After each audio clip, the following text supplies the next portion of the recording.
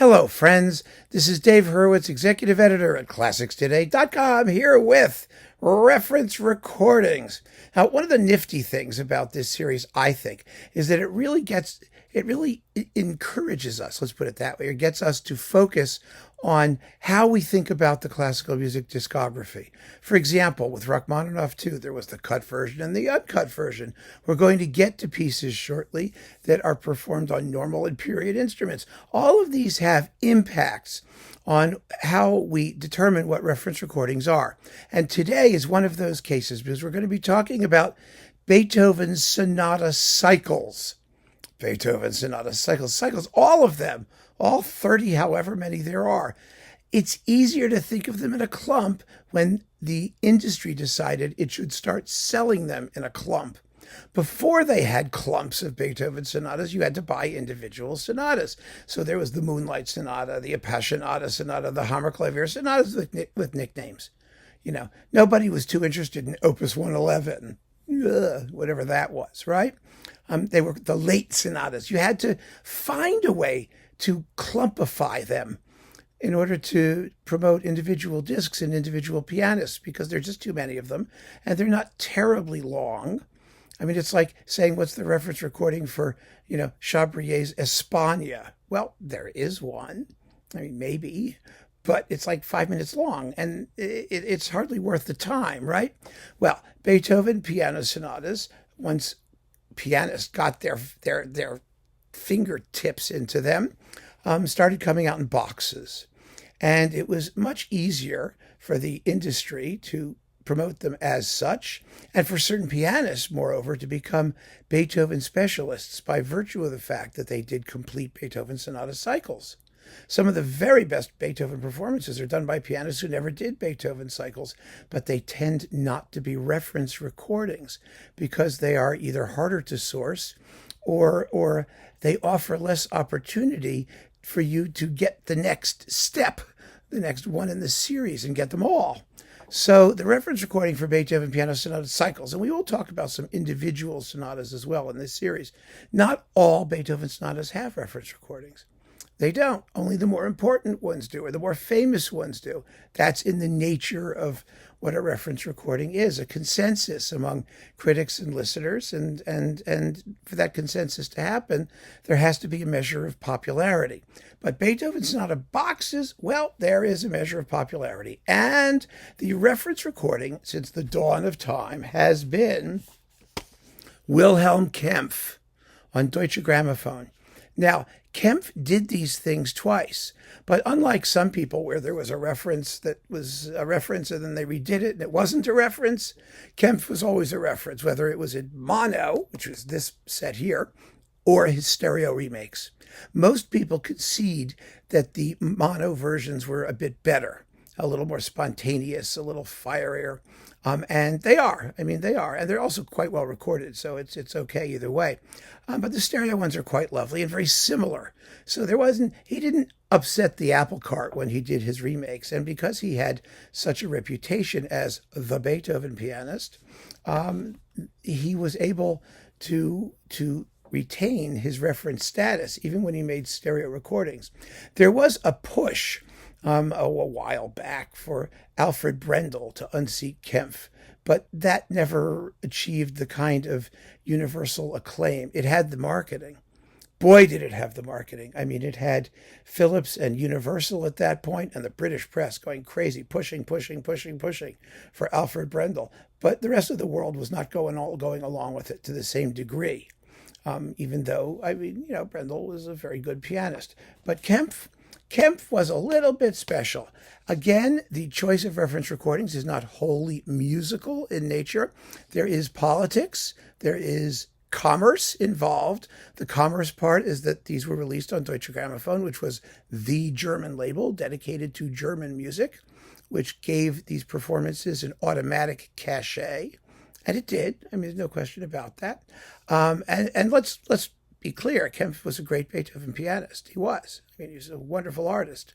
And he specialized, and this is the political part, a German artist specializing in German repertoire, doing things Germanically. that was also part of it. And there was also a sense in the something about the interpretations themselves. Kempff was not the most charismatic pianist. He never was. And his approach to the music, some people found lacked some of that revolutionary wildness that makes Beethoven so thrilling. And it did too. Kempff was a very Protestant pianist. You want to put it that way. There was a certain austerity, a some people. I mean, you can look at it. You can look at it in good ways and bad ways. Because remember, the piano people are nuts. And in talking about these things, I realize it's like poking an anthill with a stick. I mean, so far, the only person who has been banned was a piano person in this series, banned from the channel because of all the hostility that comes out when we talk about piano music. So yeah, I mean, people who like Kempff talk about his humility. People who don't like him say he's boring. That's how it goes in this world, right? Others talk about his complete subservience to the music. Others talk about his facelessness and lack of character.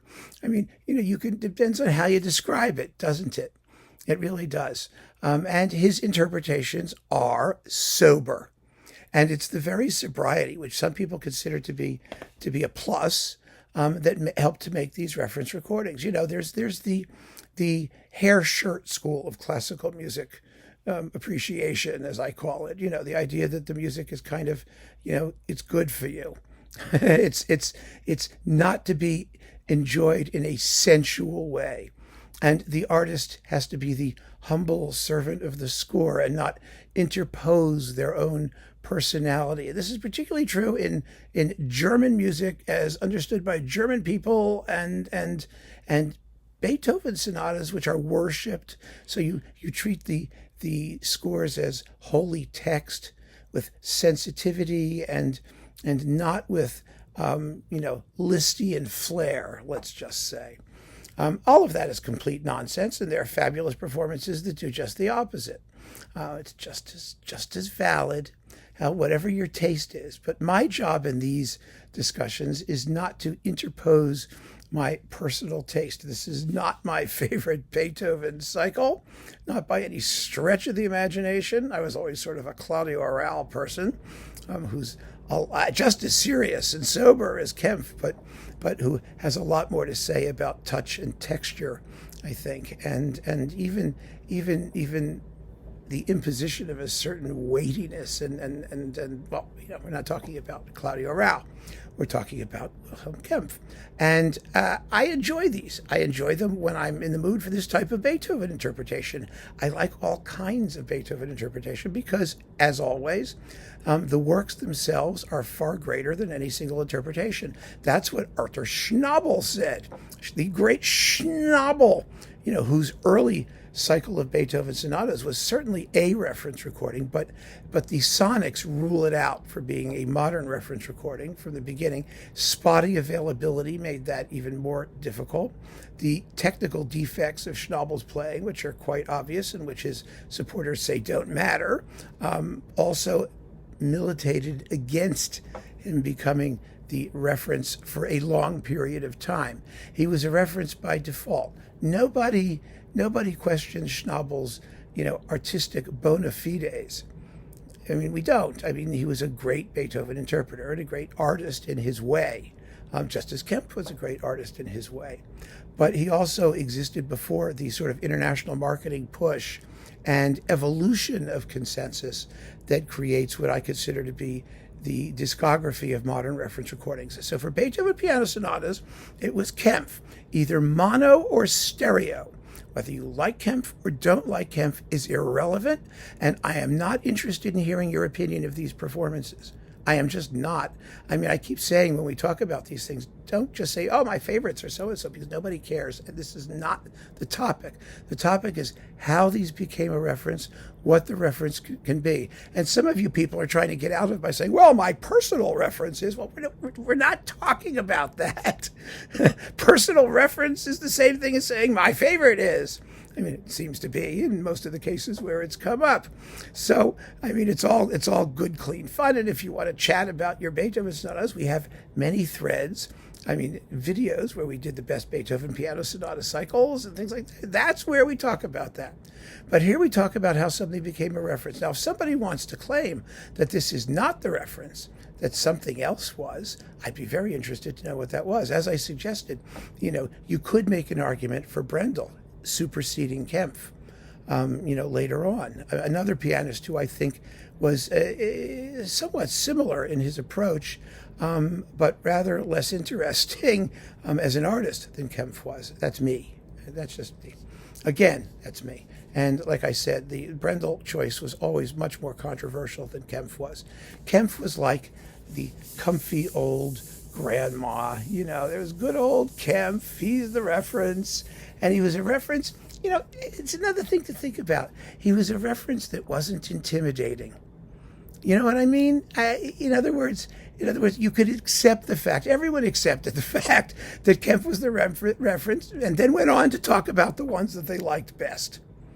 It wasn't a reference that mattered in the same way. It was accepted as, I think, what a reference ought to be, which is a very good performance that never undersells or underplays the music. I mean, a very good performance that gives you a very good sense of what the music is and what it does, but that you can feel perfectly safe ignoring and going on to what you think might be finer or better versions.